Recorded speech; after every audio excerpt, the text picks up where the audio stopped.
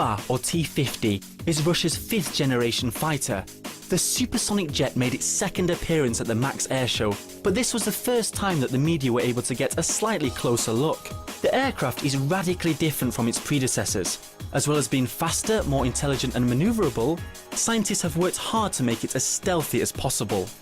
The Design Bureau, which is part of the United Aircraft Corporation, works very closely with various research centers of the Russian Academy of Sciences. For example, we've been working together on this fifth-generation fighter jet, and I believe produce something that is on a par with the best models in this class worldwide.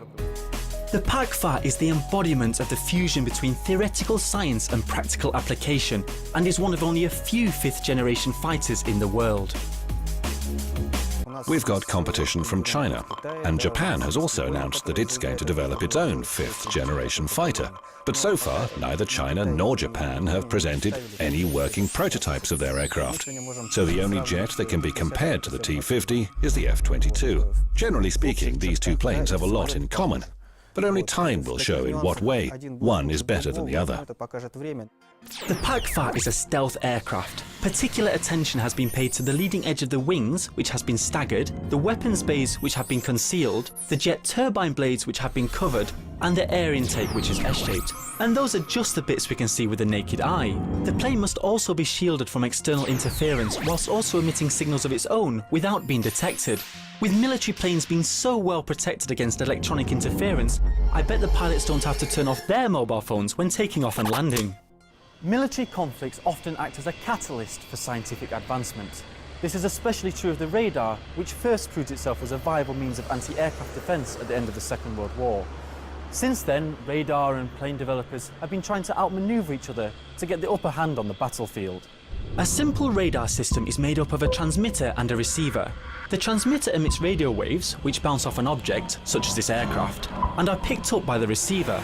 Military radars can broadly be split into two types: detection and search, and targeting radars. Detection and search radars scan a wide area once every 15 to 30 seconds and operate on long radio waves.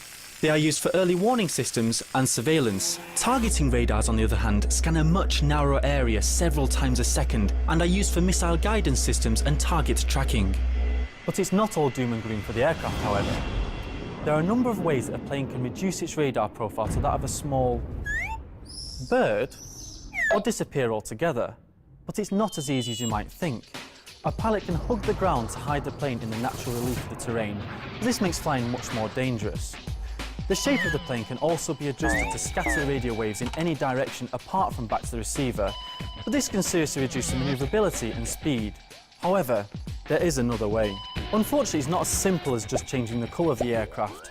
The coating has to be totally redesigned on a molecular level. ONP Technologia is located in Obninsk. The company not only conducts research into composite materials and nano coatings, but also focuses on their real-life application in the aviation industry. Composite materials such as carbon fibre offer numerous benefits over those traditionally used in aircraft, and that's why the PAK FA is full of them. To make an aircraft out of carbon fibre, a mould must first be made. The company uses milling machines carefully to cut the mould out of wood. It is then finished by hand before being sent on to the next stage. Layers of fiberglass and carbon fibre are placed on the mould, which is then sealed in a vacuum bag. Tubes attached to the bag simultaneously suck out the air and infuse the mould with resin. The seal is constantly checked to make sure there are no imperfections in the finished product. About 70 or 80% of the fighter jet's body is made of composite polymer materials, namely carbon fiber. We're now working on modifying the composite materials with carbon nanotubes, which will help further improve the durability of the components. At speeds of over 1,000 km per hour, metal wings start to deform, but CFRP ones don't, which allows the plane to move at higher speeds. Carbon fiber composite components also significantly decrease the visibility of the plane, making it a stealth aircraft. And Russia has been quite successful at applying the stealth technology. As well as manufacturing composite aircraft components, the company also specialises in producing multifunctional nano coatings. A number of institutes around Russia have been developing nano-coatings for aircraft canopies, but unfortunately they didn't meet the high standards required for the latest jets. The canopy of any combat aircraft must protect the pilot from electromagnetic radiation, the sun should not contribute to the plane's radar profile, and must of course be as transparent as possible. This lab has managed to develop one that meets all of these requirements. And it's applied in this special vacuum chamber. The canopy coating is made up of indium tin oxide and gold and is applied in a process known as sputtering.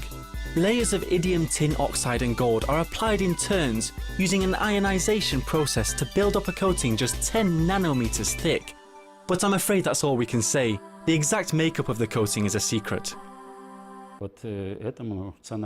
Our coating makes the surface 40 to 60% less detectable by radar, and 5 to 6 times more resistant to abrasion. This provides a huge advantage in the field.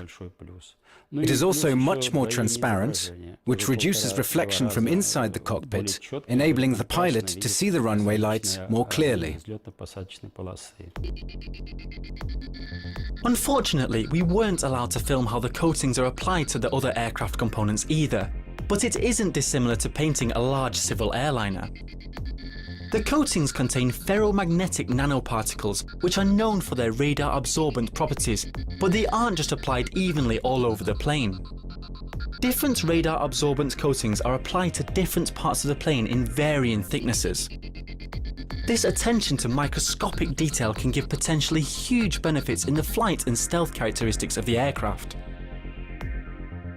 Russian designers say that while fourth-generation fighters using almost fifth-generation technology showed up on radar as objects the size of a football, the T-50 shows up on radar as an object the size of a tennis ball. So you can see the progress that we've made. Once the composite components have been produced and the nanocoatings applied, their radar signature is tested in this anechoic, or echo-free, chamber at the Institute of Theoretical and Applied Electrodynamics here in Moscow. The chamber is completely covered in radar-absorbent material. The height of the sponge pyramids corresponds with the frequency of the electromagnetic radiation. The climate inside the chamber is controlled, and all the equipment is built on the same foundation to prevent any vibrations from affecting the readings. And this is how it works. The electromagnetic wave transceivers are located at the bottom of the chamber. The waves are directed towards the mirror, which converts them into plane waves, simulating the effect long distances have on radar signals. The radar behind this nose cone detects which signals are let through. The rest are scattered about the room, and some are reflected back to the mirror and picked up by the transceiver, which gives an indication of the nose's radar profile.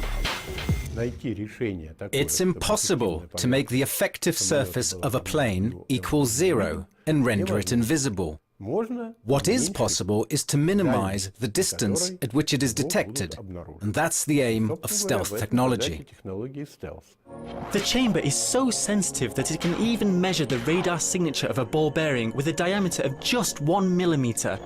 This is partly thanks to the giant parabolic mirror that has a precision of 30 millionths of a meter. The star shapes reflect any distorted waves hitting the edge of the mirror towards the walls to avoid any erroneous readings. The maiden flight of the PAK FA's predecessor, the Su-27, took place 30 years ago, and the updated versions will still be in service in 30 years' time. So with such attention to detail and high technology going into the stealthy PAK FA, I'm sure this isn't the last we'll see of it either. Or is it?